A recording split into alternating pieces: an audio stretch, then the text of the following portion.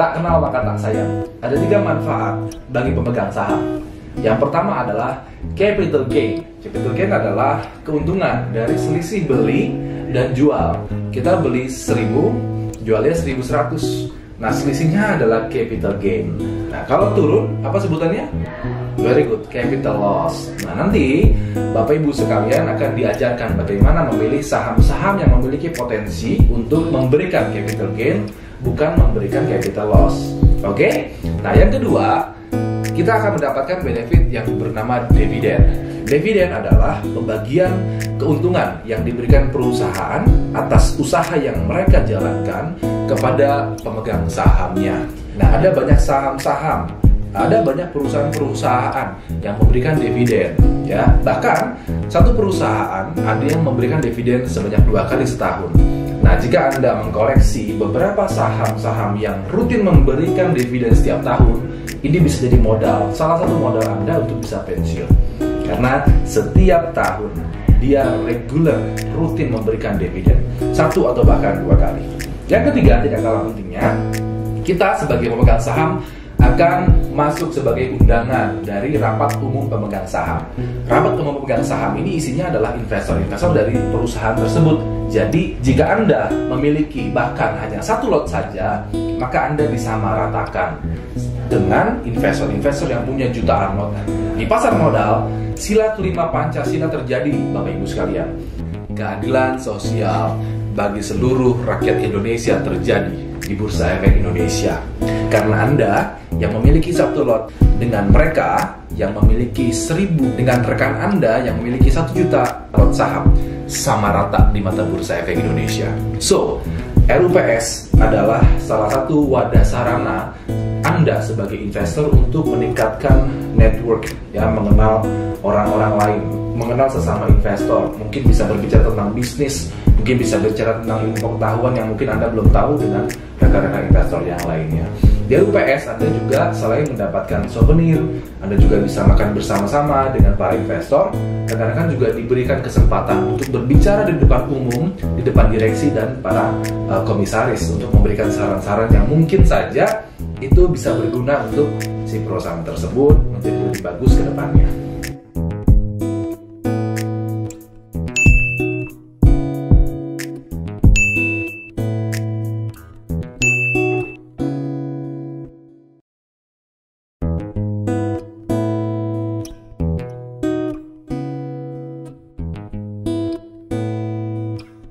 Oke, kali ini izinkanlah saya untuk bercerita tentang salah satu tokoh di Indonesia yang cerita ini diviralkan oleh Bursa Efek Indonesia dan selalu saya bawakan di dalam seminar-seminar Basic Education Smart Training di komunitas Gemesin Asia Charts, yaitu Ibu Mutia Hatta. Bapak Ibu kenal dengan mantan Wakil Presiden Indonesia Bapak Muhammad Hatta.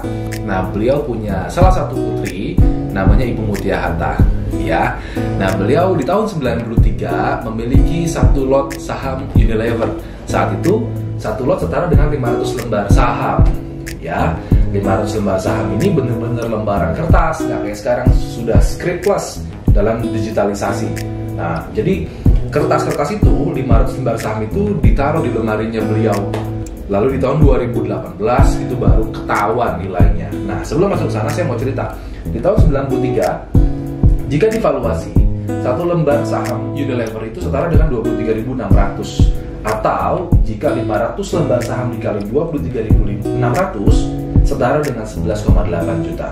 Tapi tahukah Anda, di 2018 di bulan Februari tanggal 23 khususnya, tepatnya maksud saya, dari 11,8 juta saham yang dimiliki oleh Bu Mutia Hatta itu berkembang menjadi 3,2 miliar. Wow, fantastis ya. Tapi ini adalah realita, ya. Ini adalah realita historical yang terus diviralkan oleh Bursa Efek Indonesia. Artinya, jika tahun 93 dari 11,8 juta berkembang di tahun 2018 bulan Februari menjadi 3,2 miliar, maka portfolio ini bertumbuh sebesar 27.500%, kawan-kawan. Atau setiap tahunnya bertumbuh sebesar 1.100%. Pertanyaan berikutnya adalah, kalau Bapak Ibu boleh share, berapa sih bunga deposito setahun di bank-bank umum pada umumnya? ya let's say 5% deh ya, let's say 5%, taruh deh 5% juga net gitu ya, 5%-nya net.